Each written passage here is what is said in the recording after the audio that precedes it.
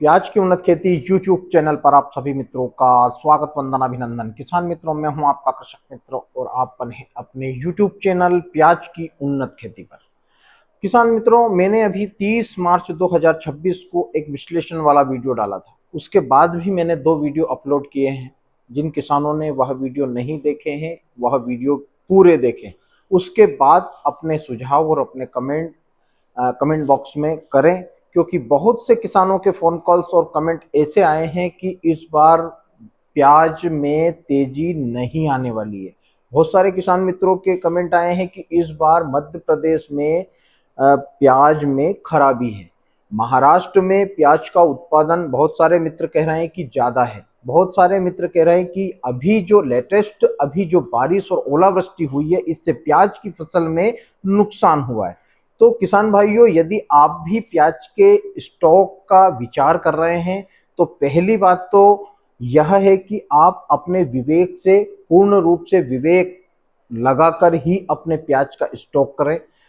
क्योंकि होता क्या है कि अभी तो ऐसी चालें चली जा रही है कि कुछ लोग ऐसे सिंडिकेट हैं जो यह अफवाह फैला रहे हैं कि इस बार प्याज ज़्यादा मात्रा में है और किसी भी तरह से कोई भी बाजार आने वाला नहीं है। लेकिन किसान भाइयों, मेरे YouTube चैनल पर जो भी मैं विश्लेषण लगाता हूं, जो भी जानकारियां देता हूं, यह आप लोगों को मेरी निजी मानना चाहिए। मैं बाजार का विश्लेषण करने के बाद ही अपने वीडियो के माध्यम से किसानों को जानकारी देता हूं।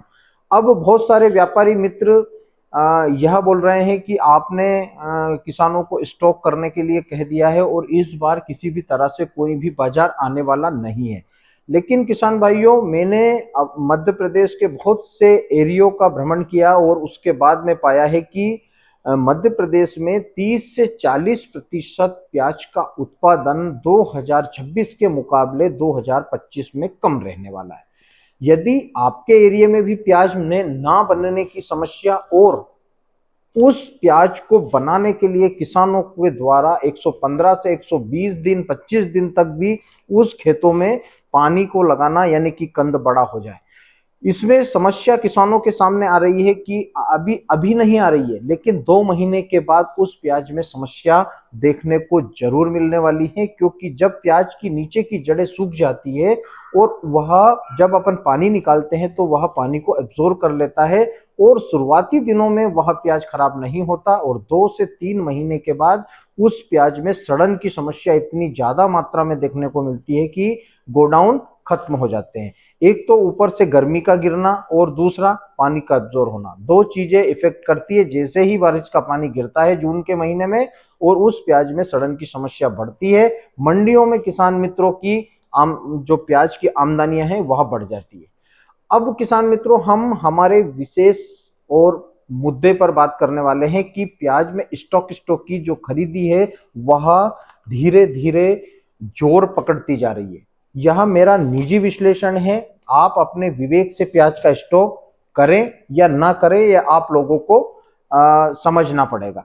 अभी बाजार की जो चाल है, बहुत से व्यापारी मित्र और बहुत से स्टॉकिस्ट अभी बाजार से 11 रुपए से 15 और 15.5 रुपए तक के सौदे खेतों से करने वाले हैं और कर रहे हैं।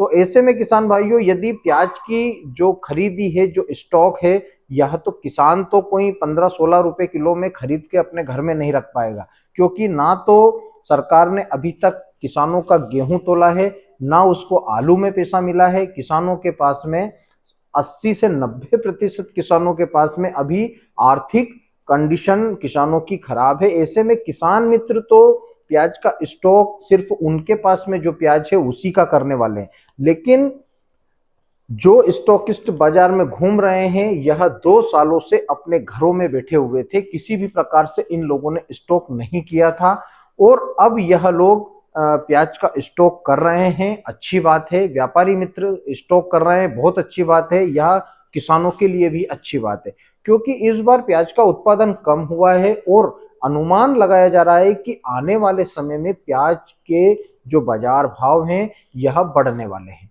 तो ऐसे में किसान भाइयों, यदि आपको भी लग रहा है कि हम प्याज का स्टॉक कर सकते हैं, लंबे समय तक प्याज का स्टॉक कर सकते हैं, ऐसे प्याज का चुनाव हम लोगों को करना है। क्योंकि आज 8 से 10 रुपए और 12 रुपए किलो में हमारा सुपर प्याज यदि बिक रहा है, तो ऐसे में किसान भाइयों हम लोगों को सिर्फ खर्च निकल रहा है। क्योंकि इस बार प्याज का उत्पादन, हर आदमी यदि सत्यता के साथ बात करे तो वह कहेगा कि नहीं, बिल्कुल इस बार वो प्याज का जो उत्पादन है वह कम है। यानी कि 50 से 70 कुंटल के बीच में इस बार एमपी का ओवरऑल उत्पादन रहने वाला है। किसी किसान मित्र का यदि उत्पादन बढ़ा हुआ है तो किसी किसान मित्र का 50 से 60% कम है।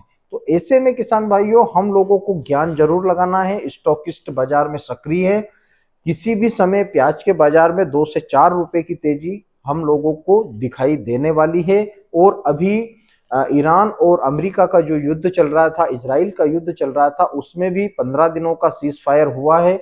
ऐसे में जो गल्फ कंट्रियों में हमारे प्याज का निर्यात बंद पड़ा था वह भी अब स्पीड से जाने वाला है। और बहुत सारे होटल बड़ी बड़ी कैपिटल सिटियों में बंद थे, वह भी अब खुलने वाले हैं। ऐसे में प्याज की खपत बढ़ने वाली है।